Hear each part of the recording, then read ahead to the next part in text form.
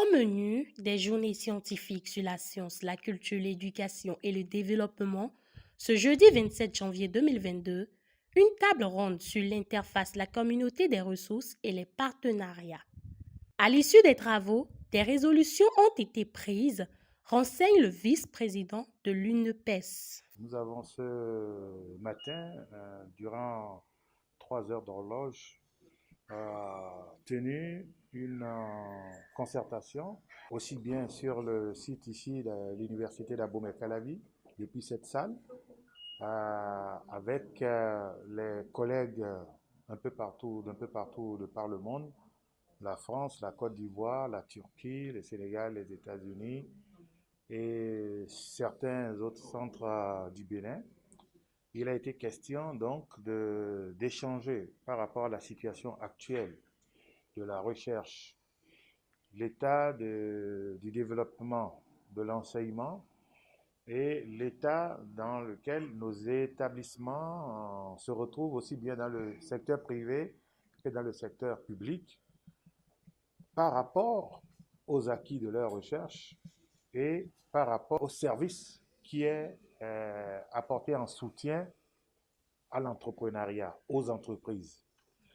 Parce que, vous savez, si on continue à travailler, à former des gens sur des programmes dans des spécialités euh, qui n'ont pas de suite dans l'entreprise, dans l'entrepreneuriat ou dans les besoins de la communauté, nous allons droit dans le mur parce que le nombre de chômeurs va s'accroître, mais également nos pays ne vont pas se développer. Un tour de table a été fait et nos amis de la France ont présenté la situation en France, mais également présenté plusieurs autres modèles de par le monde. Et localement ici, nous avons, avec la présence autour de la table de deux représentants des établissements privés de l'enseignement supérieur, trois enseignants, chercheurs de l'université d'Abomey-Calavi, donc des universités publiques, nous avons confronté des idées sur la base d'autres modèles, le modèle en Amérique du Nord, au Canada, en Israël, en Turquie. Et sur ces faits, nous avons également fait un état des lieux. Qu'est-ce que actuellement on a fait de bien? Qu'est-ce qu'il faut corriger et où est-ce qu'il faut aller? Le constat est que, ou la conclusion est que les gouvernants doivent prendre des mesures étroitement en lien avec les réflexions des universitaires.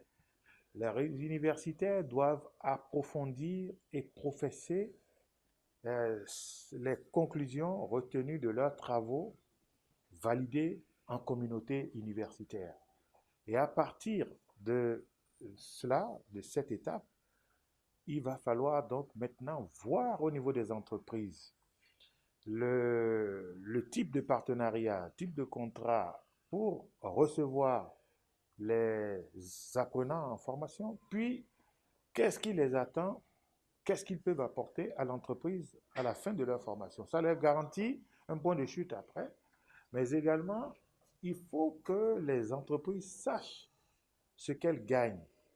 Parce que si elles savent ce qu'elles gagnent, elles pourront investir, elles pourront accompagner la formation et le niveau va s'élever.